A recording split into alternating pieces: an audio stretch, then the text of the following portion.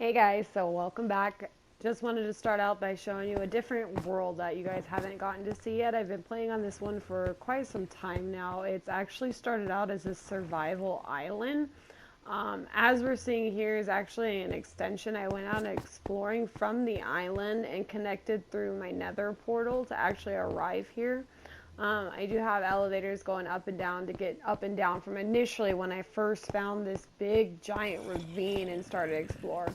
In the ravine, as you may hear, we did have some monsters and some monster spawners. So what I made was a zombie spawner down here where I can actually get the XP from the farm. See, if you wait down here, you can actually just wait, and I don't know why I have a wooden sword. But you could just kind of collect the drops, which is really nice. If you stand up to it, you collect all the XP, so none of it goes to waste. You actually don't lose any drops from this because of the hopper. It goes right into this chest here that could be later distributed and sorted through here. I did empty out these chests recently. They were kind of full, so I did have the armory, the extras, and then of course the rotten flesh. You don't really want to throw that away because you can actually use that for your pet dogs, or you can actually use it to trade with villagers later on as well. So I'm not going to spend the whole episode over here by my spawner. It is a world tour, so I actually want to show you the rest of the world that I got going on. So this just kind of goes out to the ravine. I did end up putting a door down here because of the fact that I had pillagers kept spawning and interfering with my monster spawner, which is, I mean, okay for the experience for killing them, but annoying because I always had to have milk down here at the bottom of this ravine. So we're going to head back out. I like to use the water elevator to get up versus going through my stairs in the ravine. It's a little bit faster to get up and out of here, so I can show you what area we're in so you can kind of see the difference between the island itself and actual ravine. We're going to head out.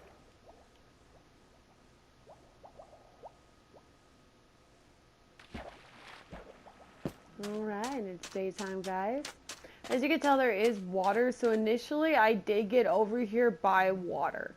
That's how I traveled all the way over here. There is a pillager thing up over there in that area. I don't know exactly where it is. I haven't been able to actually go out and scout for it yet because being that I've been on this world for quite some time, this is very recent that I ventured out and found this giant ravine that I kind of went through, lit it all up as you can see, so nothing really spawns down there anymore, which is really convenient not having to deal with anything when you come up, especially at nighttime.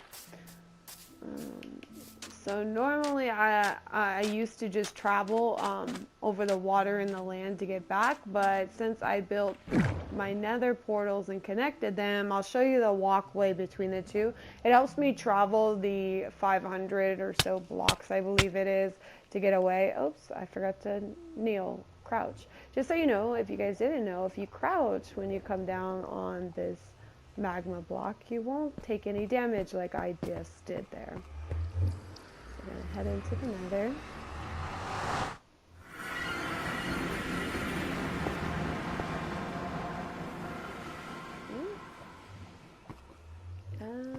Oh, there they are. Alright. So this is just a basic staircase.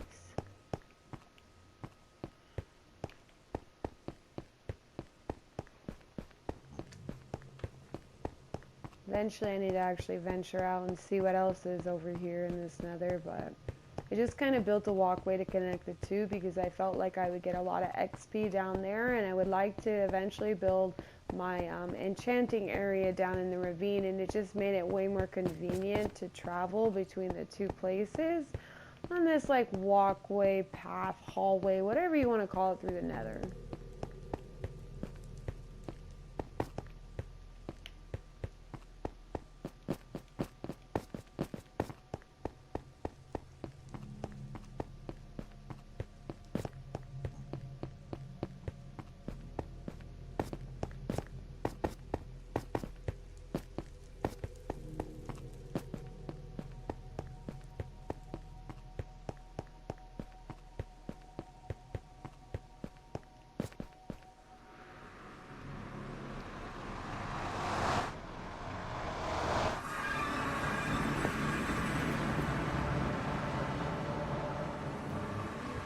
daytime. That's very convenient. This down here, before I leave, actually, is just kind of like my mining area.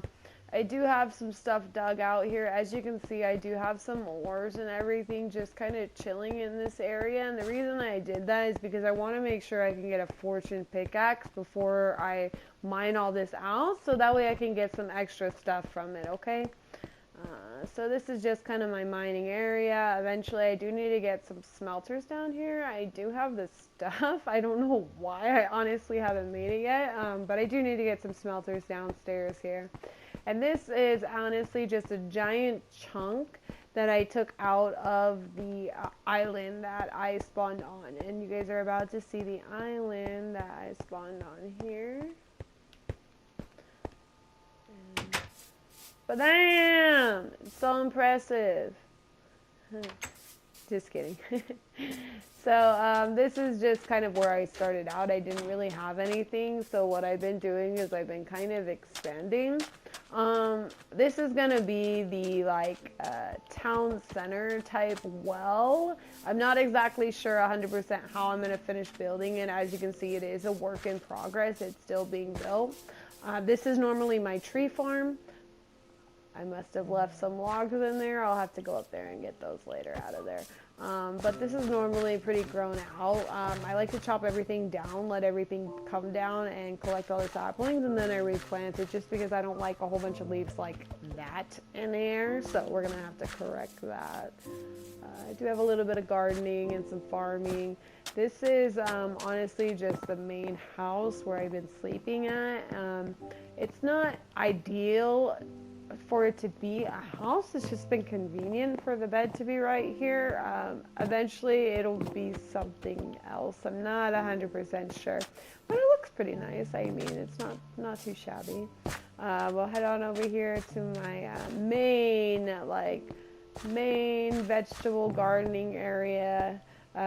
Obviously, nothing is redstone activated yet. I'm a huge redstone person. I love automatic farms and semi-automatic farms. I just honestly haven't had the resources to build any of this. That's why I ventured out, and that's where I found the ravine and started on my other projects. So if we head over here, eventually I'm going to have a giant dock right here. Ignore this cobblestone wall. This is just to keep those pillagers from spawning off in the water and coming up. I don't mind dealing with them because sometimes they do spawn on the inside here. It's just dramatically reduced it, so it's not like every time I wake up there's a pillager attacking me, which was very inconvenient when living on this tiny island by myself.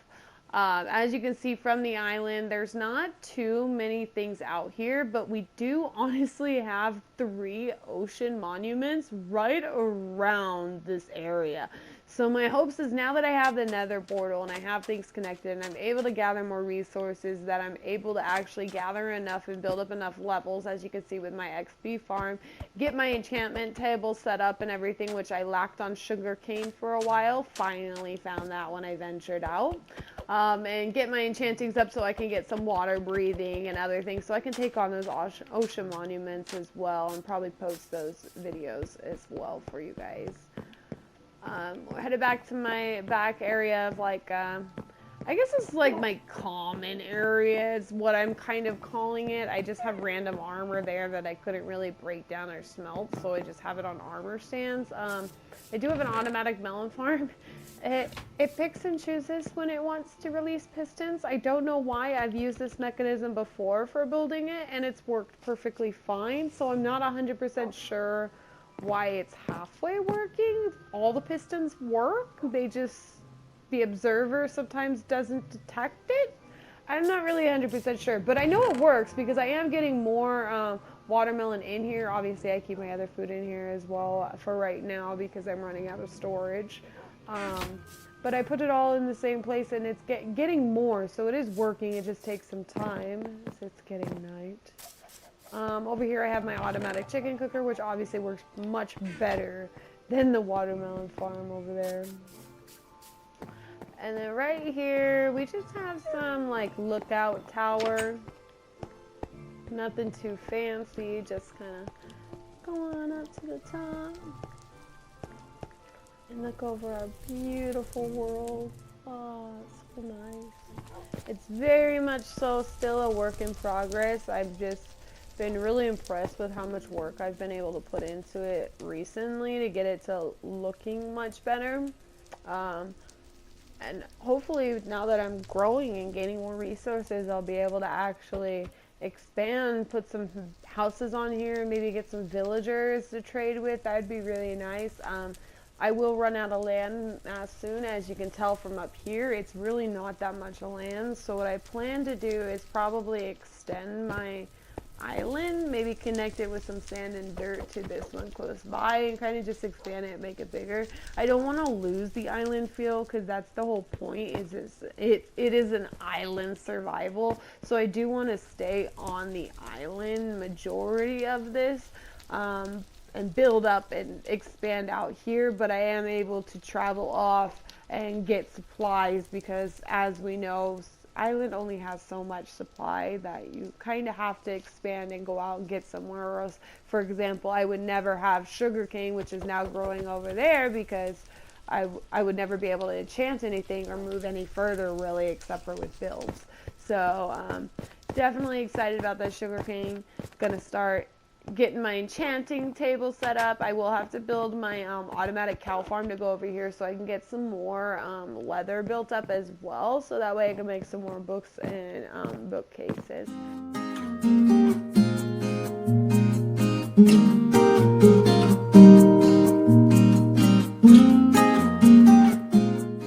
Thanks for stopping by. I hope you enjoyed the world tour. Like, subscribe, and we'll see y'all next time.